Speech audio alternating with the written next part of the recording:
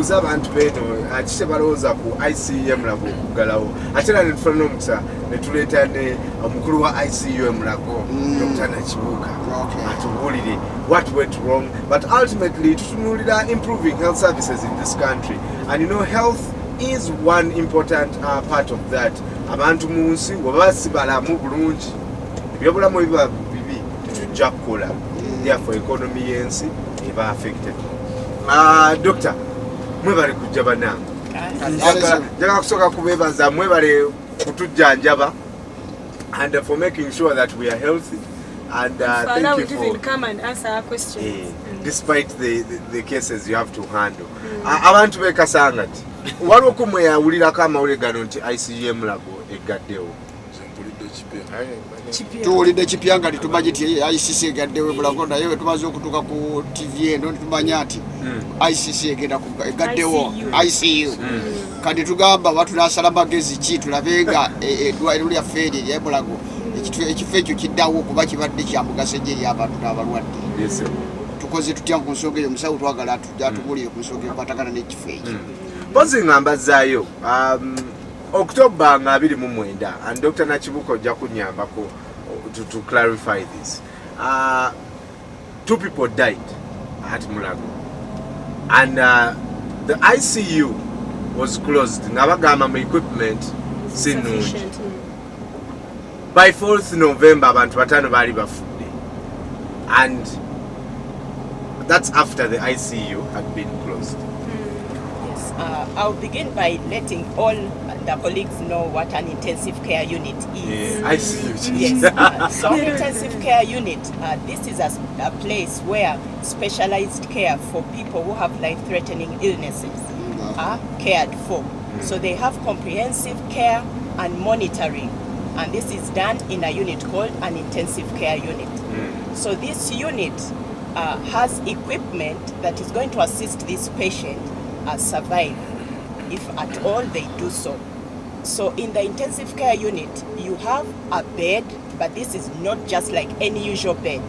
This bed is able to turn you in all the different positions as required by the staff in the unit. Then it has a machine called a ventilator. So this ventilator breathes for you when you're unable to breathe at all, or it assists you to breathe when your effort to breathe is not adequate. It also has a machine called a monitor, vital signs monitor. So this machine helps us to see what your blood pressure is, what your respiratory rate is, what your heart rate is, your temperature. So there are many things that we look at which we can't see at a glance externally. So but when we look at the monitor, this usual bed doesn't have all that system. No. Ventilator. No. How many of those beds do we have? Okay, so Mulago? at Mulago, we have a unit, the general intensive care unit has 12 beds, but we are able to cater for six patients with a fully equipped bed. Ebitanda 12 ku bantu 34 million abalwadde mukaaga basobola okulabirira. Gwekyo kugira mbongo bw'owulira ebintu tuli obukadde 34. Nsebo kiba kindaga nti ebikozesebwa mu Mulago wano mu ddwaliro lyaffe bitono nnyo okusinziira ku balwadde, ku bantu oba abalwala. Ekyo kiba kindaga nti abantu abamu oluusi babateeka ku ki beebaka ku ttaka, beebaka wansi ne kibayitira okufa, okubeera mu mbeera embi, kibayitira okubanga ebyetaago bibabanja. Njagala nnyo gavumenti efeeyo otwale omulamwa kubanga ssente ziva mu bantu nnyingi. Emisolo egiva gye tusasula nga ffe abasuubuzi lw'eggwanga lyaffe ssente nnyingi, naye gavumenti yo efaayo ndooza kugula bintu bikwatagana ku bajaasi bakulwanyisa kukola kira ki, naye obulamu bw'omuntu n'omujaasi naye ajja kuvaayo ajje Mulago. Kale kituba tusaba gavumenti efeeyo ku lw'omusawo, ku lw'abantu ba bulijjo, fedde tutwale kinkanyi. Kale olw'ensonga etusaba intensive care unit yandibaddemu ebitanda ebiwera 11. Kale njakusala ekirimusewo ku lw'obudde. Yesebo, what do you think? Kubanga nze njirabanga crisis if a bomb yakuba wano yatukuba, for example tufuna accident netta abantu 5, amalwaliro gonna ne gagamba mugende Mulago nga beetaga ICU. nze kyenandisabye gavumenti oba gavumenti ya Uganda eveeyo ku miranga gye tukubira mu parliamenti ne mu bifo tutesezaamu nga LC biki tukwatire wamu tuyambe ku bantu abo abali mu intensive care unit okusobola okubeera nga tuli bumu ne gavumenti ya Uganda. I'm Tumulami Lawrence, the acting nurse in charge intensive care unit Mulago Hospital.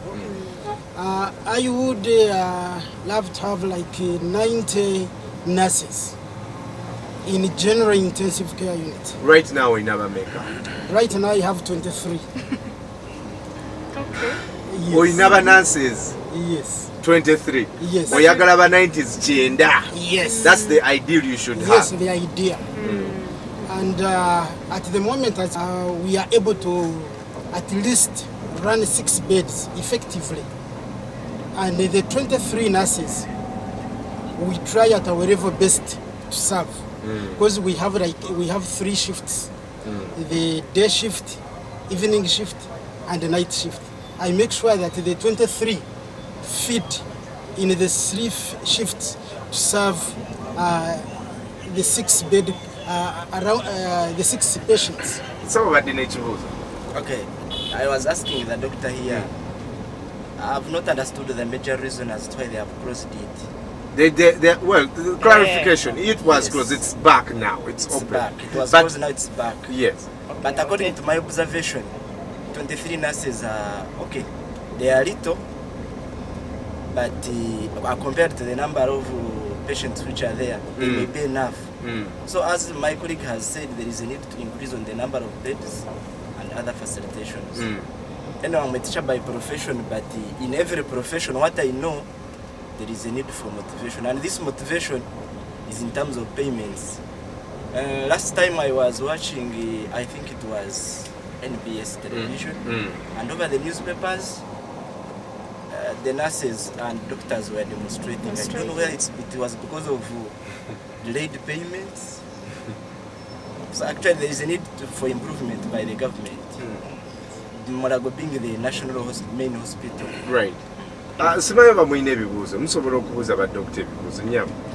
Sebo neyanziza neyanzige bwe tunaatunuulira ebitanda okuba nti abalwadde bafunayo beebaka nga tebalina ddagala naye nsonga nkulu butuufu kyenva ŋŋamba nti gavumenti yaffe yalisoose n'eyamba abasawo ne bawa omusaala gwabwe nga gumala ne basosobola kubba ddagala kwegamba n'abeera nga nabo abalabirira bulungi nabo ne basobola okujjanjaba abalwadde mu bulungi kuba ebitanda n'ebinaaba bingi nga tewali ddagala era tujja kuba tetuganyulwa n'olwekyo nsaba atulowoozeeko mu nsonga eyo abasawo baffe abawe ekibabasaanira ekibamala n'abalwadde basobole okuba nga balina eddagala. Waliwo wano omuntu eyali obanga relative gwawulira nti kati what is the engombe egamba nti kati bannanga ali mu kkoma bamutaddeko ki oxygen kyekiringanga kati ali mu ICU tusabe ayinza obutadda. My dad ne muliranwa waffe Mzee Jumba yafa bali mu intensive care unit naye twagenda okwesanga last time twagendayo okay intensive care unit bwobanga oyingira mu ddwaliro e Mulago osooka kujja mu ngato tambuza bigere byerere naye sometime back Mzee Jumba twagenda omulaba ku kitanda atamanyi biri ku nsi was almost completely dead naye Katonda yatuyamba tugere tumulaba nasulenga omuntu atulula naye nga yukuyoke atulenga tategeera olabira ku TV. Dr. Nachibuka, is it free for everyone that intensive unit care? The intensive care unit at Mulago is not entirely free because the consumables that are used to continue running the equipment are very costly. So the hospital levies under that public-private partnership, it levies a fee in order to continue running the unit. A general patient is supposed to pay 500,000 weekly. And then there's also private facility. But you'll find that we do not wait for any patient to pay a single coin before we admit you in the intensive care unit. So in other words, patient's care comes first. Most of our patients are actually unable to pay. So the hospital administration is always effecting fee waivers. The issue is just that as ICU, we are supposed to fully account for all the consumables we are using. So if we've looked after so and so many patients, regardless of the fact that they can't pay, the hospital should know that actually we looked after them. naye kati gwosobola okusobola emitwalo it's a day Per week, yes. That's it. Government That's to yali aim. mu bintu by'obulwadde efaayo ko ekyo kyo nekikola amalwaliro neteekamu eddagala abantu mutuufu kyetaaga n'okulembera abantu nga balamu tosobola kukulembera abantu balwadde kikisooka ekiraga abantu nti ekyo kiwedde tulina chronic diseases nyingi, tulina abakyala abafiira kuzaala, tulina road accidents. That's right. Are there times where you say banangono tumujjeko musharinga muti ebitande? If you look at Uganda today, the number of road traffic accidents is actually amazing. Two taxis ramming into each other. Those are 28 people we are looking at. So that's actually a disaster to begin with. Right. Buses are getting accidents every other day. So when we look at such things over the news, it goes beyond just knowing that there was an accident. We look back into the unit. Who will get a bed or who won't get a bed? Yes, so that's what it is. So there are other hospitals, like we've told you, are able to handle patients to a certain degree. But should you need intensive care services, then that's where the limitation really is. Yes, you have to be taken to a hospital that can provide that service. And that's what is currently not enough. Right. Yes, that's what the government on the whole should work on. I don't know, before you go, what do you think is the solution? Way forward, The way forward, I'm proposing maybe the government or the concerned parties to mobilize funds and increase on the number of beds, and maybe to look for the way of helping people who cannot manage to pay for themselves.